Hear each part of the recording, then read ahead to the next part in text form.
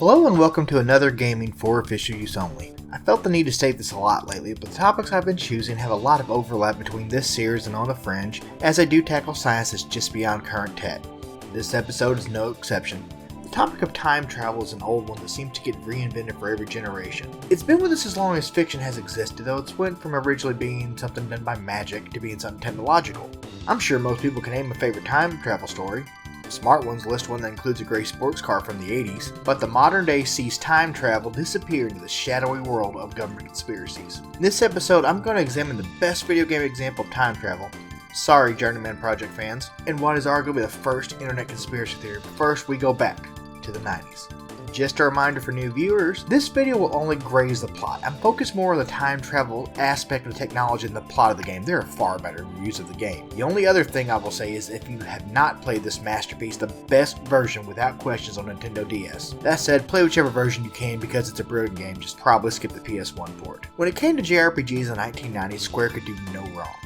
Riding high on the wave of the Final Fantasy series, fans clamored for new games from the company. At the time, the only series that could compete with Final Fantasy was Enix's Dragon Quest line. Appropriately, the two companies ended up merging, but that's another show in another decade. In 1995, the first game to combine the minds behind the titans of JRPGs, as Square hired Yuji Horii, who is Dragon Quest creator, as well as legendary artist Akira Togiyama of Dragon Ball fame. Throw in a soundtrack by Yasunori Mitsuda with help from legendary Final Fantasy composer Nobuo Uematsu, and you have a recipe for success. Yes, I do suck at pronouncing Japanese names. I don't speak a lick of the language. You know who I meant. Chrono Trigger was released in March 1995 from Super NES to rave reviews. It's centered around the quest of main character Chrono and his friends across time to defeat an evil criminal right from H.P. Lovecraft's notebooks. Despite the game taking place with a present of 1000 AD in a setting with actual magic, all time travel is done by technological means. The first instance happens when mad scientist Luca's teleportation machine goes foobar for some reason because of Marl's necklace and opens up a wormhole back to 500 AD. Stuff happens in standard JRPG fashion, but Luke arrives to save the day with the new device that opens back open the portal so they can return home. Now, the game never calls them this, but they are very obviously wormholes. And eventually you end up with a handful of pairs that go to various times to do various things in the game. What's interesting to me is that the portals are restricted to having one stationary destination. If you have a portal in 500 AD and one in 2300 AD, they can only go back and forth between those two times, not any other. That actually lines up pretty perfectly with the actual physics of wormholes and their use of crossing time. For more on that, is this your card? Yeah, if you're not watching this on YouTube on a computer, that joke's probably going to be even less funny. Check the description for a link to the Mass Effect and Wormholes video. Now, portals aren't the only method of traveling time. Eventually you're thrown to the end of time, which is a place outside of normal space-time and not the apocalypse, and you're gifted with the Epoch, which is a straight-up time machine. This lets you travel any of the times that you visited at will without using any of the portals. While the game never says it, I honestly think you're limited to a few different times just for game limitations, not because of the time machine's limitations. But that's up for debate. However, I would argue that the Epoch simply opens wormholes to wherever is needed at any time, and then closes the portal after they use it. I argue that point because the cutscene of traveling a portal and using the Epoch are the exact same, which is a wavy blue tunnel with the same music, which makes me really believe that both methods use the same underlying tech. It would actually make sense that there's only one way to travel time safely, and the Epoch simply represents a more advanced way to use the same method as the stationary portals. It even lets them go back to a further time featuring odd reptile humanoids. Don't worry, their next episode. What if that's how real time travel works? What if a simple science discovery is eventually used for a mass-produced, military-grade device? What if someone already claimed to have visited our timeline with just such a device? Let's explore the real-world conspiracy theory around legendary time traveler John Titor. In the late 1990s, a fax was sent to radio host Art Bell. Bell was the creator and host of the absolutely fascinating radio show Coast to Coast AM, which explored conspiracy theories, fringe science, and paranormal phenomena. It's worth looking into for any fan of the topic, and has definitely had some crazy incidents. Now, current host George Noory is excellent, but he is a far more grounded and rational host than Bell, who honestly would allow nearly anything to be aired and discussed on his show. Now, this fax claimed to be from a man named John Titor, who's a time traveler from 2036 here in our world line, more on that later, to get an IBM 5100 computer for use in the 2038 problem in Linux systems. I'll explain that later on. Now, Titor's claim on air was pretty simple compared to the later editions. He simply stated he was a survivor of World War III and a US soldier who was part of a larger time travel unit. Coast to Coast facts would only be the beginning, as the meat of the story really exploded on early internet forums.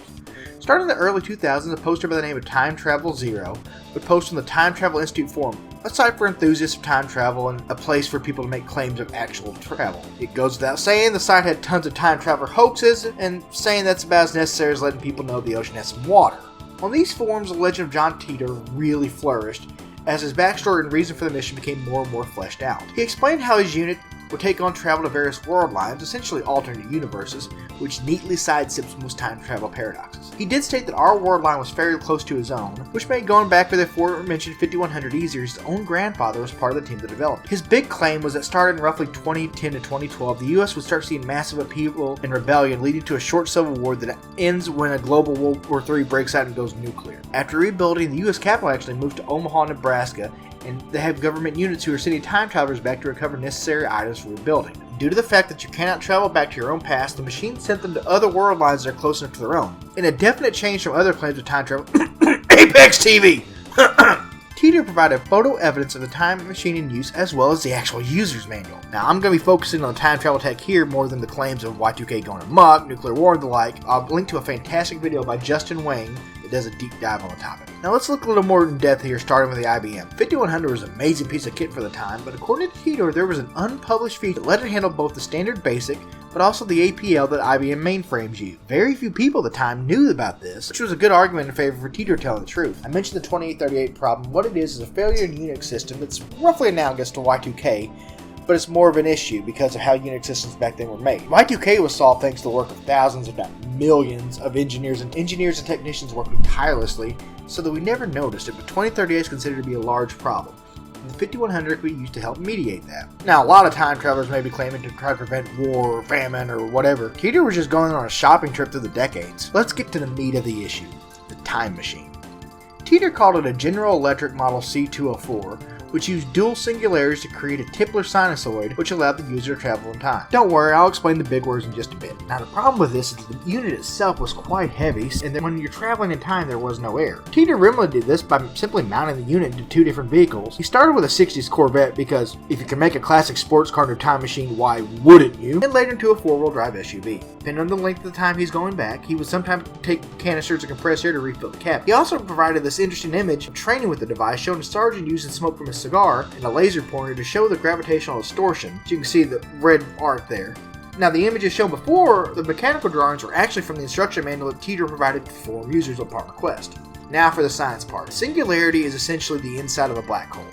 When a sufficiently sized mass collapses, the gravity compresses it more and more until an area of such high gravity is made that even light is not fast enough to leave, hence black holes. Singularities are shown on the diagrams here. There's two of them. Now, they must be microscopic to not be dangerous, as Titor mentions even taking his younger self on random time travel jaunts, so obviously he wasn't worried. And the massive gravity also explains why Titor's sergeant was able to make a laser beam bend like plastic.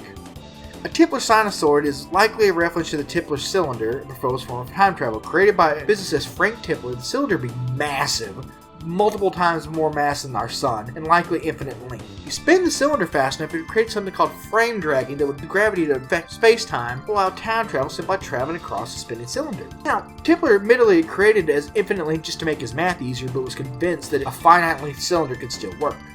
Later research, including some by Stephen Hawking, led to the finding that required negative mass, which I've covered, to be finite in length. Basically, Titor claims that two singularities would spin to produce a Kerr field, which is a certain mathematical shape of a black hole, and use it to sculpt space-time to produce the Tipler cylinder. I'm not at all certain this would work with physics as we know it, but again, I am not a physicist, so I may be wrong. Titor fleshed out the time machine by even detailing the way it was invented. Late 2010s, early 2020s, CERN's research on fusion reactors led to them creating the first artificial singularity. After engineering some ways to contain it without it evaporating due to Hawking radiation, they were able to work on uses for the new artificial singularities they could study. Eventually, playing around with it, they figured out how to steer these singularities to produce a Tipler cylinder in the first time machine. It honestly makes sense because high energy collisions could produce a micro black hole, and containing it long enough to accurately study does take some techs that's just a little bit past what we have today. Now, if singularities could be used to produce a Tipler cylinder, then we could possibly do this within a very short time in our world. Let's talk about world line. In quantum physics, everything boils down to probability. It's the chance of a given particle being in a certain location or a certain action happening over another one. In this case, quantum mechanics considers all unobserved action to be a waveform of that probability.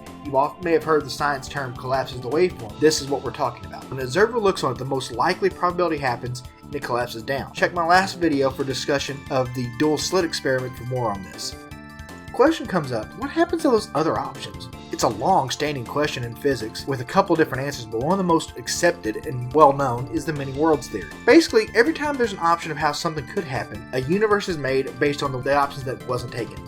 For example, you have more than one colored shirt. Could you have picked a different one this morning? Of course.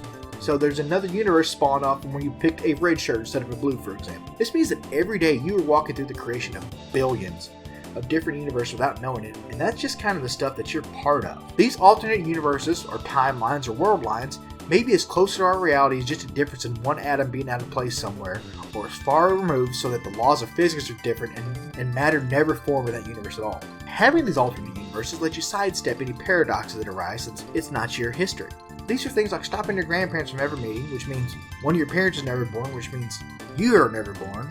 But if that's true, how did you go back in time to stop your grandparents from meeting? Or maybe you're going back in time to prevent some event. But if you do it and it never happens, why would you have went back in time in the first place? There's a lot of these you could dream up, but any paradox is considered a flaw for science. Paradox is arisen, and something is likely happening that isn't allowed by physics. In this case, this is why time travel to your own past is considered impossible. But Titor didn't go to his own past. He stated multiple times he intentionally picked a world line that was fairly close to his, but a bit off. Now, judging by how few of his predictions came true, I'd argue they missed it by a good margin, but then again, I'm not a military time traveler. To finish it off, I'll state the obvious and ruin things. It is almost certain that Titor is an internet hoax and one of, if not the first, big one. It was well written and researched, but it was still a hoax. Now, but one thing it is a fun throwback to those wild days of the early internet where anything could happen, anyone could post, and things are far less tied down than they are now. There's never been anything quite like it since. There probably never will. Regardless of the truth or lack thereof, it's a fun story and leads to an interesting examination of some high-end physics topics. I hope you enjoyed this video and maybe learned something. If you have any questions, please leave them in the comments or catch me on Twitter at I Think I Broke It. And as always, thanks for watching.